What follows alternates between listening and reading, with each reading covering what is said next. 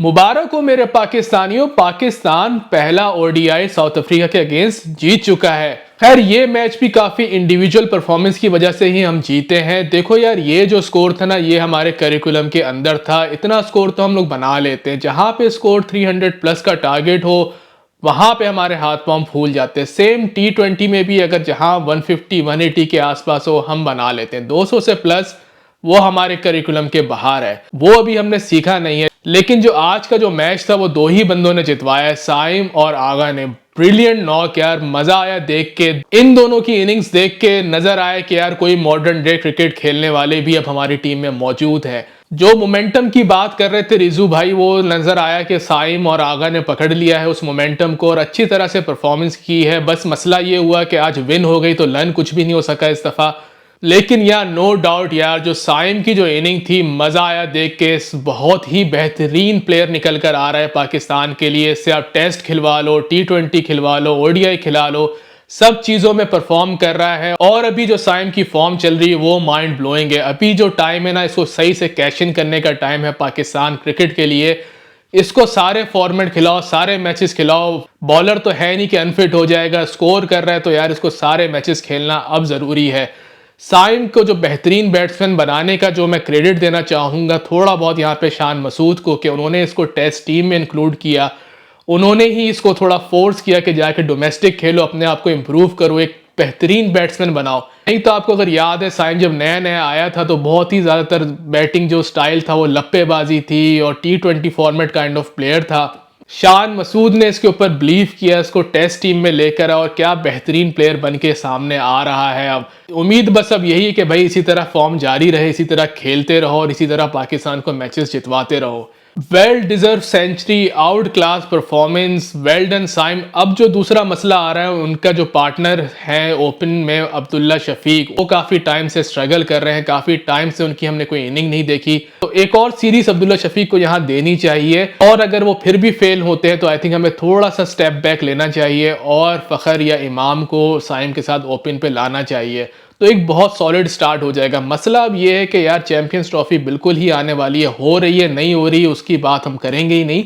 लेकिन अगर हुई तो थोड़ा सा डिले हो चुका है कोई भी चेंज करने का। लेकिन फ़खर और इमाम दोनों बहुत सीनियर प्लेयर हैं और एक काफ़ी फ्री हैंड देंगे साइम को अपनी इनिंग खेलने के लिए। तो इन दोनों में से किसी एक को मेरे ख्याल से ओडीआई में तो 100% होना चाहिए साइम के साथ। हमारे दो पावर हाउसेस रिजवान और बाबर इस दफा फिर फेल गए यार। अब थोड़ा मुश्किल होता जा रहा है इन दोनों की जगह टीम में बनाना। रिजवान तो चलो फिर भी कोई ना कोई इनिंग यहाँ वहाँ खेल लेते हैं, थोड़ी परफॉर्मेंस दिखा दे, और अब वो कैप्टन है तो उनको तो हम बिठा नहीं सकते। बाबर आजम के ऊपर यार अब बहुत ज़्यादा क्रिटिसिज्म हो गई है और उनकी अब परफॉर्मेंस बिल्कुल भी नहीं हो रही। फॉर्म कहाँ चली गई है पता नहीं, कहाँ से ढूंढ के लाए उस फॉर्म को। तो उनको अब टीम में रखना थोड़ा सा मुश्किल हो गया। लेकिन एक चीज़ है बाबर आजम के ऊपर कि इतना बड़ा नाम है, इतना बड़ा प्लेयर है, तो उसको ऐसे ही तो निकाल सकते नहीं, क्योंकि उनके टीम में होना ही एक बहुत बड़ा प्रेशर होता है दूसरी टीम्स के लिए। लेकिन जिस तरह से परफॉर्मेंस उनकी चल रही, जितना इजीली वो आउट हो रहे हैं, तो आगे चल के ये जो एक थ्रेड वाला जो सीन है वो भी ख़त्म ही हो जाएगा। एक तरीके से फ्री विकेट बन जाएगी दूसरी टीम्स के लिए। तो जो नहीं होना चाहिए, और बाबर को यहाँ पे अपनी फॉर्म के ऊपर काम करना पड़ेगा और अपनी फॉर्म को वापस लाना पड़ेगा। दूसरी परफॉर्मेंस की बात करूं तो यार सलमान अली आगा क्या बेहतरीन प्लेयर है। देखो यार, मैं शुरू से कहता हूं कि ये टेस्ट और ओडीआई का बेहतरीन प्लेयर है। खामखा में इसको आप T20 में रख के इसका कैरियर ख़राब करने पे तुले हुए हो। खामखा में इतनी क्रिटिसिज्म इस बेचारे को मिली T20 सीरीज़ की वजह से। देखो यार, T20 का प्लेयर वो नहीं है, अभी नहीं है, मे बी फ्यूचर में बन जाए, मुझे नहीं पता। लेकिन अभी जिस फॉर्मेट का प्लेयर है प्लीज उसको उसी फॉर्मेट में खिलाओ। टेस्ट और ओडीआई में बेहतरीन बैट्समैन है और अब तो यार बॉलिंग भी इतनी जबरदस्त करा रहा है। 4 विकेट उसने पिक किए, एज अ पार्ट टाइमर आना, 4 विकेट्स पिक करना, बहुत जबरदस्त परफॉर्मेंस है। तो एक तरीके से एक ऑलराउंडर बनकर आपके पास आ रहा है। तो यार T20 में उसको खिला के इसका कैरियर ख़राब नहीं करना चाहिए मेरे ख्याल से। इसको ओडीआई और टेस्ट तक ही रखो और वहीं पे इसको खिलाओ, और वहीं पे ही आगा को चाहिए कि अपना स्कोर करता रहे, विकेट्स लेता रहे। बेहतरीन बॉलिंग, बेहतरीन बैटिंग। इतनी एक स्ट्रेसफुल सिचुएशन बन गई थी पाकिस्तान में जब मिडल ऑर्डर की विकेट्स गिरना शुरू हुई, जो कि हमेशा हमारे साथ होता है। हम इतने आराम से तो कोई मैच जीतते नहीं है, कोई ना कोई हार्ट अटैक तो फैंस को देना ही होता है। वहीं पे आगा ने आके बहुत ही सेंसिबली क्रिकेट खेली। इतनी स्ट्रेसफुल सिचुएशन में आना और परफॉर्म करना और मैच जितवाना, जबरदस्त यार। और मैं क्या बोलूं, आगा के लिए बेहतरीन क्रिकेट, मजा आया देख के। बॉलिंग साइड से हमारे पेसर्स ने भी अच्छी बॉलिंग कराई। शाहीन ने बहुत अच्छा एक स्टार्ट दिया, Naseem still on and off ही लगे। खुशकिस्मती है कि इस मैच में हारिस रऊफ की इकोनॉमी भी तकरीबन 6 पे ही थी और काफ़ी ही उन्होंने इकोनॉमिकल बॉलिंग ही कराई, बहुत ज़्यादा एक्सपेंसिव नहीं गए। लेकिन बॉलिंग को जो पूरा अपने कंधों पे उठाया वो आगा नहीं था, उसने 4 विकेट्स पिक किया। और आगे चल के मुझे यार अब ये लग रहा है कि देखो स्पिन का जो एक टाइम है ना वो आ रहा है T20 क्रिकेट में और मॉडर्न डे क्रिकेट में। इवन दो ऑस्ट्रेलिया में BBL चल रहा है तो BBL में भी जो ज़्यादातर जो सक्सेसफुल बॉलर चल रहे हैं अभी वो चल रहे हैं स्पिनर्स। हालांकि ऑस्ट्रेलिया की जो विकेट्स है वो हमेशा बाउंसी और पेस अटैक के लिए बेहतरीन होती है, लेकिन अभी जितने भी 4 मैचेस हुए हैं BBL के उसमें स्पिनर्स ही आके विकेट्स उठा रहे हैं। जब भी 8 या 10 ओवर के बाद जैसे ही स्पिनर इंट्रोड्यूस होते हैं वहीं पे विकेट्स गिरना शुरू हो जाती हैं, वहीं पे स्कोर बनना मुश्किल हो जाता है। तो आगे चल के मुझे लग रहा है कि स्पिनर्स का दौर आने वाला है और ये बहुत अच्छी चीज़ है पाकिस्तान के लिए कि हमारे पास अभी काफ़ी अच्छे स्पिनर्स आइडेंटिफाई हुए हैं रिसेंट दिनों में। अबरार काफ़ी अच्छा परफॉर्म कर रहा है, टेस्ट में हमारे पास काफ़ी अच्छे स्पिनर्स आ गए हैं, आगा काफ़ी अच्छी स्पिन बॉलिंग करा रहे हैं, साइम भी करवा लेते हैं बॉलिंग। तो बहुत एक अच्छा एक कॉम्बिनेशन हमारे पास बनता जा रहा है। देखो यार पाकिस्तान की ओडीआई और टेस्ट टीम तो अभी काफ़ी अच्छी चल रही है और बहुत बेहतरी की तरफ है। मसला आ रहा है T20 का। T20 में अब हमने बोल्ड डिसीजन लेने ही पड़ेंगे। जो प्लेयर्स परफॉर्म नहीं कर रहे हैं उनको हमें अब साइड लाइन ही करना पड़ेगा, जिसमें से रिजवान है और बाबर हैं। एक उन्होंने इंडिया के अगेंस्ट हमें वर्ल्ड कप में मैच जितवा दिया था, 152 चेस कर लिए थे। उस इनिंग्स को अभी तक हम सेलिब्रेट कर रहे हैं और उसकी वजह से दोनों टीम में बैठे हुए हैं। अगर रिजवान और बाबर को हम टीम से नहीं निकाल सकते कि भाई मार्केटिंग का चक्कर है या बहुत बड़ा नाम है, बहुत बड़ा ब्रांड है, उनको हम बाहर नहीं बिठा सकते, उनको देखने के लिए लोग आते हैं स्टेडियम में, फिर यार उनको ना ओपन नहीं करा, उनको आप रखो एक रोटेशनल पॉलिसी पे। अगर आपके जो ओपनर्स हैं अगर वो जल्दी आउट हो गए तो फिर आप बाबर या रिजवान में से कोई जाए बैटिंग करने के लिए। अगर वही 2 ओपनर्स खड़े रहे 8 ओवर तक या 7 ओवर तक या पावर प्ले तक भी, फिर आप भेजो भाई हिटर्स को कि जाओ जाके 20-30 रन भी बनाओ क्विक, और आउट हो डजंट रियली मैटर, लेकिन क्विक स्कोर करना है। रिजवान और बाबर का जो फिर रोल जो रह जाए टीम में वो तब रह जाए कि जब हमारी हालत ख़राब हो जाए, जब विकेट्स पे विकेट्स गिर रही हैं और फिर हमें कोई एंड चाहिए कि विकेट संभाले, तब सिर्फ बाबर और रिजवान आए बैटिंग करने के लिए। इनकी कोई फिक्स पोजीशन ना हो T20 बैटिंग लाइनअप में, तो फिर ही मुझे नजर आ रहा है कि T20 में ये दोनों सरवाइव कर सकते हैं। अदरवाइज अगर आप इनको एज अ ओपनर ही लेके चलो तो यार पूरे के पूरे 8 या 10 ओवर आपके पास वेस्ट हो जाते हैं, पावर प्ले आपके पास वेस्ट हो जाता है। और जैसा मैं कहता हूँ T20 में पावर प्ले बहुत इंपॉर्टेंट है और वही आप मैच जीतते हो।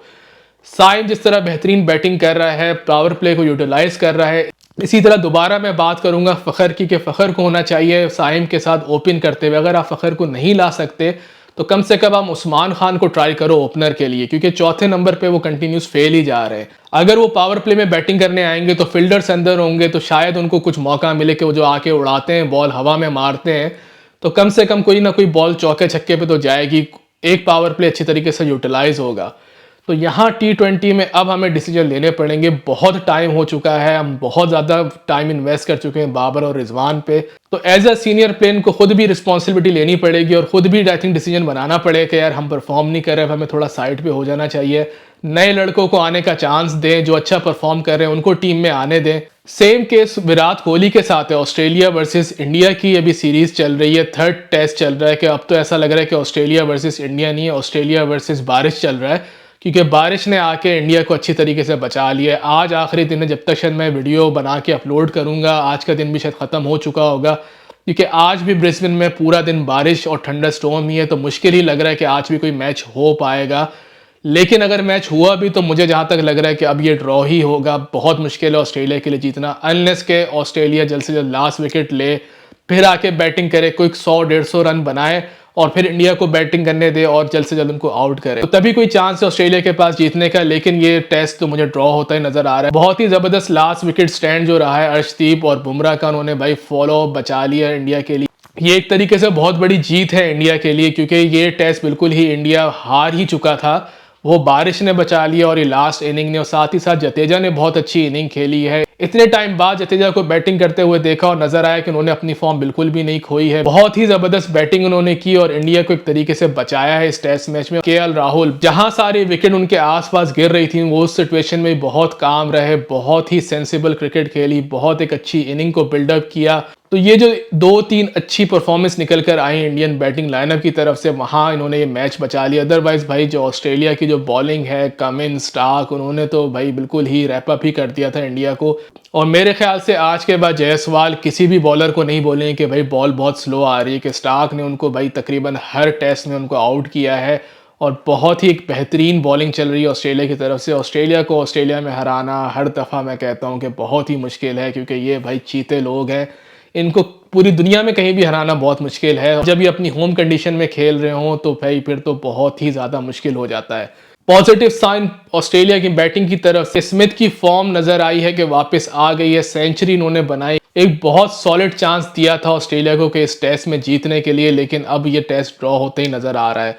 मैं बाबर आजम की बात कर रहा था कि वो उनकी फॉर्म नहीं है, इसी तरह विराट कोहली की फॉर्म भी बिल्कुल ही गई हुई है, वो भी बिल्कुल ही नज़र नहीं आ रहा है कि वो किसी भी टच में है, बहुत इजीली आउट हो रहे हैं। और अगर आपने थर्ड टेस्ट में देखा होगा कि जब ऑस्ट्रेलिया ने विराट कोहली की विकेट ली तो इतनी कोई ख़ास सेलिब्रेशन नहीं की, क्योंकि उनको वही एक नज़र आया कि यार ये तो फ्री विकेट है, इसकी वैसी फॉर्म नहीं लगी, इसकी विकेट लेके हम क्या सेलिब्रेट करें, इसको हम ईजिली ही आउट कर सकते हैं। तो यही सेम सिचुएशन बाबर के लिए भी आने ही वाली है कुछ दिनों में, अगर इसी तरह बाबर की परफॉर्मेंस चलती रही। ये दोनों बहुत बड़े ब्रांड्स हैं, बहुत बड़े नाम हैं, इनको देखने के लिए पूरी दुनिया से लोग आते हैं स्टेडियम में मैच देखने के लिए। लेकिन जब इन्हीं की फॉर्म ना चल रही हो, जब ये परफॉर्म ना कर रहे हो, तो इन्हीं को सबसे ज़्यादा क्रिटिसिज्म भी मिलता है फैंस की तरफ से। तो खैर कोहली का तो यार वैसे ही कैरियर बिल्कुल एंड पे चल रहा है। अगर इंडिया टेस्ट चैंपियनशिप खेली, कोहली का वैसे ही प्लान है कि टेस्ट चैंपियनशिप के बाद उन्हें रिटायरमेंट ले लेनी है टेस्ट क्रिकेट से। बाबर का तो स्टिल अभी बहुत कैरियर पड़ा हुआ है, तो ये अप्स एंड डाउन बाबर की ज़िंदगी में आते रहेंगे, लेकिन अब अपनी खामियों पे काम करना पड़ेगा। बहुत बड़े प्लेयर हैं, वो बाउंस बैक कर सकते हैं और उम्मीद है कि बहुत जल्दी करेंगे बाउंस बैक। इसी तरह विराट कोहली एक आउटस्टैंडिंग क्लास है कि वो भी कभी भी बाउंस बैक कर सकते हैं और सिंगल हैंडली मैच जितवा सकते हैं इंडिया के लिए। तो आगे देखते हैं कि पाकिस्तान वर्सेस साउथ अफ्रीका की ओडीआई सीरीज में क्या होता है। उम्मीद ये है कि पाकिस्तान ये सीरीज जीते। इसी तरह इंडिया वर्सेस ऑस्ट्रेलिया की सीरीज में देखते हैं कि क्या होता है। टेस्ट मैच में इंडिया को भाई हर मैच जीतना बहुत इंपॉर्टेंट है, और अगर ये ड्रॉ हो भी जाता है तो नेक्स्ट जो 2 टेस्ट मैचेस हैं मेलबर्न और सिडनी के, वो उनको जीतने ही पड़ेंगे ताकि वो टेस्ट चैंपियनशिप खेल सके। अभी साउथ अफ्रीका पहुंच गया नंबर 1 पे, ऑस्ट्रेलिया को भी 2 टेस्ट मैच जीतने हैं। अगर इंडिया फेल हुआ टेस्ट मैच जीतने में ऑस्ट्रेलिया के अगेंस्ट, तो फिर सारी बात आ जाएगी पाकिस्तान वर्सेस साउथ अफ्रीका की टेस्ट सीरीज पे। लेकिन नेक्स्ट जो टेस्ट मैच है, इंडिया अपने फेवरेट ग्राउंड मेलबर्न में खेल रहा है, एमसीजी में। हमेशा उनकी परफॉर्मेंस अच्छी रही, और even though south east Asia की जो टीम्स है मेलबर्न में हमेशा अच्छा ही परफॉर्म करती है, पाकिस्तान भी अच्छा परफॉर्म करती है। तो एक ये पॉजिटिव चीज़ है इंडिया के लिए कि नेक्स्ट टेस्ट जो है वो मेलबर्न में है। वहाँ जो इनके जो 2 बिग हाउसेस हैं, विराट कोहली और रोहित शर्मा, इन दोनों को रिस्पॉन्सिबिलिटी लेनी पड़ेगी और परफॉर्म करना पड़ेगा। तो बहुत इंटरेस्टिंग सीरीज चल रही है और देखते हैं आगे क्या होता है। मैं आपसे मिलता हूँ नेक्स्ट वीडियो में, तब तक अपना बहुत ख्याल रखिएगा। मुझे इजाज़त दें, खुदा हाफिज़।